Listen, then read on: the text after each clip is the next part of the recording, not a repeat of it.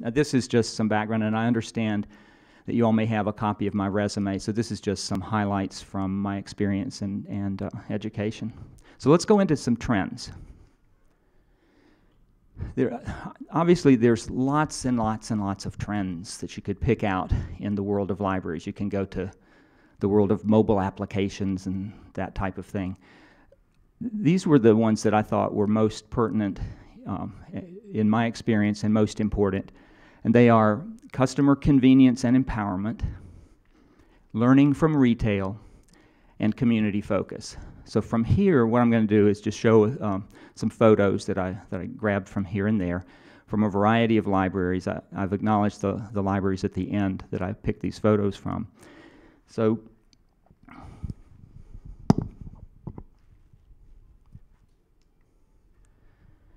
signage is a big part of what makes libraries convenient to users. I know that at one time about 3 or 4 years ago, I was at the Richmond Library in British Columbia, and many of you may know of that. It had a lot of visibility in the library world in the late 90s and really for the last 10 or 15 years.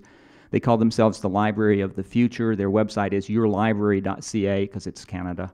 And they just do a lot of great things. This particular picture is from San Jose. But the thing about the signage in Richmond is that in talking with Greg Buss, their director, he said that instead of massive training on reader's advisory, they do things with their signage and the way they shelve things to sort of automatically create convenience for their customers and reader's advisory service. So for example, they've created shelves, books for 2-year-olds. So they'll have all these books for 2-year-olds. That's how they've ordered them, for €3, for $4. The way that parents come in looking for those books, not just chapter books for when kids are in the first and second grades, and so you go to the chapter books over here and you go to all the picture books here, but they actually shelve their books by that other way. So that's one thing I wanted to talk about with signage. Another big thing is decluttering. I don't know if I did, as I said, secret shop some of the libraries around here, but I wasn't looking for this in particular, but this is a big tendency in the world of public libraries to have this massive amount of clutter on the desk, and that's just not needed by customers at all. It really doesn't help. Again, this one is from San Jose. Another arena of convenience for customers is the idea of self-check equipment. And I know that you all have recently gotten self-check equipment in all of your libraries, and that's great. This one is from Richmond, British Columbia. What they have done, they were the first library in the country to have, it's kind of like you'll have a Red Hat machine at least one of your libraries. It's kind of like that, except that it's tied in directly with their ILS, their integrated library system. And it's completely self-service. There are a lot of long lines in at these stations, but it's completely self-service and it's 100% theft-free. So that's one of the really great things about that, and it's the kind of thing that customers appreciate. First of all, they appreciate having the item there. They reserve them ahead of time. They can reserve it and come in, that day or the next day. I don't know how they've set that up, but again, it's a customer convenience trend. It's not a technology trend. Another arena, and some of these things kind of spill over from the idea of learning from retail, but it's the idea of walking the floor. And there are any number of libraries that are consolidating their service desks so they don't have the typical 3 desks in a one-floor, say, regional or branch library, where you would have a circulation and a children's and adult. They might combine it and combine children's and adult and try to serve all the comers that way. They might combine all 3. They might do away with circulation desks in favor of having a station to handle some of the accounts and collecting money and that kind of thing. But then they might have the people out working to help the users with self-check machines and that kind of thing, more than being there seated at a desk waiting for people to come to them. As an example, one of the things we did with the 2 libraries we recently opened in Durham was to create a circulation desk, but we had 6 self-check stations right beside it. And so the idea here is we're trying to drive the traffic to the self-check, have the staff come out from behind the desk and be walking the floor. And there's many ways, many things that can be done in walking the floor.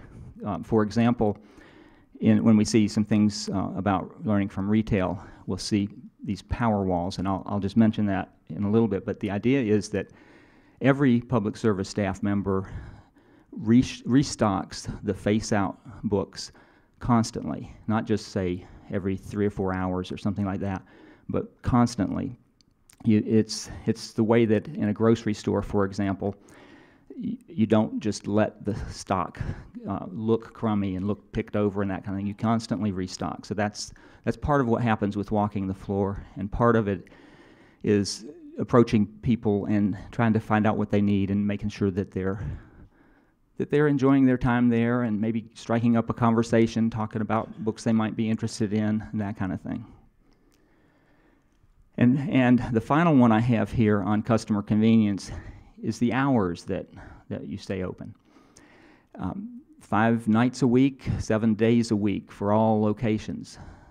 Just, again, that's partly learning from retail, but it's partly being there when people need you. And it's really tough to do, especially when libraries all across the country are seeing budget cuts. We actually cut our Wednesday evening hours in Durham with this fiscal year, because that was the least used time. We had already cut our Friday morning hours about 3 years ago when we opened on Sundays at all of our locations for year-round. But the idea is to have the most convenient hours, try to be open every day of the week. And I know this actually is an idea from Richmond, again, in British Columbia, where they are open on Sunday evenings through Thursday evenings, not saying open the Friday, because Friday night is usually a really slow night, but they're open. Actually, they serve a population there of something under 200,000, but half of them are Asian immigrants or Asian background folks. So they are open Sunday mornings at 10 a.m. in that library. And so that's not what you would call a trend, but it's the trend is trying to understand your community and meet the needs for hours and every other kind of thing. So let's talk a little bit about learning from retail. By the way, I don't see a clock, so I have no idea if I'm on time. Am I okay, Dan? Okay. Okay. So merchandising is an obvious thing that is done to try to learn from retail, to try to, as I mentioned before, get a lot of book covers face out. This is King County, Washington, outside Seattle, and in every one of their 20 or so libraries, they have kiosks that they call choice reads right up front. Every month, each one of those branches gets a big box or 2 of brand new books. I think they're uncatalogued or very minimal cataloging, and they just get them out there, and they constantly stock those books, and they restock, and if they start running low, they'll get a new shipment. But they'll spend a good bit of money on getting that kind of thing and getting those books merchandised and constantly being filled. I mentioned power walls.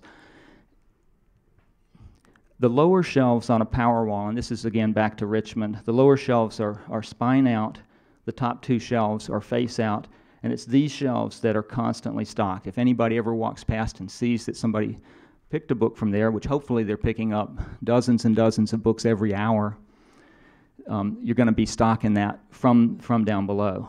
So that's a constant kind of an effort, and it's not the kind of thing that is simple and easy to implement. You don't just decide you're going to do this and do it. You have to figure it out, work out systems, work out plans, and really dig into how that's all going to happen and how it's going to be successful, because you don't want to get something like that going and have it be, just have it kind of, you don't want it to fail. You just don't want it to do that.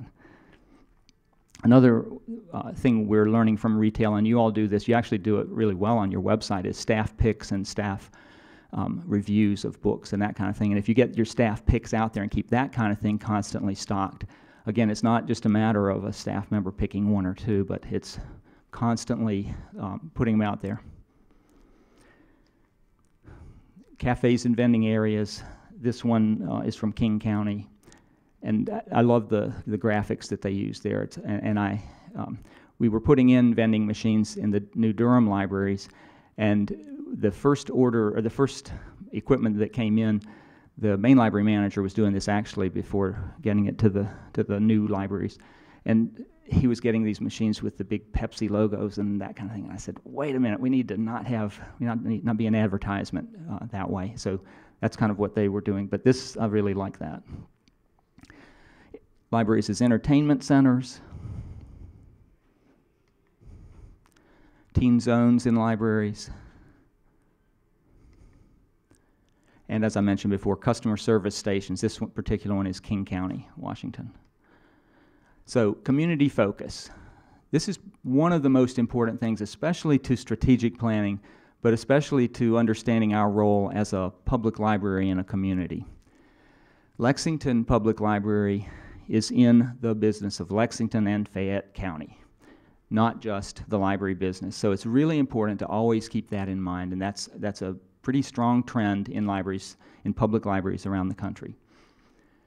And so it's important to be working across the board throughout the community with, for example, local government and the many agencies of local government. I know you all have a number of partnerships with the health department and others, but that's pretty critical. Working with nonprofit agencies, and obviously you're doing a fair amount of that. Working with the business community, in particular the Chamber of Commerce, and your economic and especially workforce development. There's such a key role we play in helping people gain job skills and do job applications and that type of thing. But also we have a role with small businesses. Working with schools, not just the public schools, but any number of schools. And by the way, I learned a little trick yesterday from someone. They knew I was from Durham. They knew there's this other university down there that sometimes plays a basketball game or two. And they said, just remember that, she said she saw this, I guess, at the Rupp Arena, that if you take Duke and you cross out the D and you cross out the E, you're left with UK. So if I happen to end up here in Lexington, I'll keep that in mind.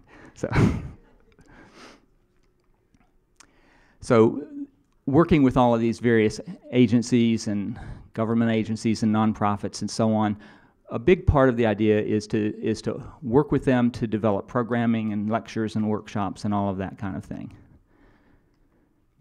So these are the organizations and libraries that I'm thanking for the use of their photos that they didn't know I was stealing from them. And again, I want to thank you for being here.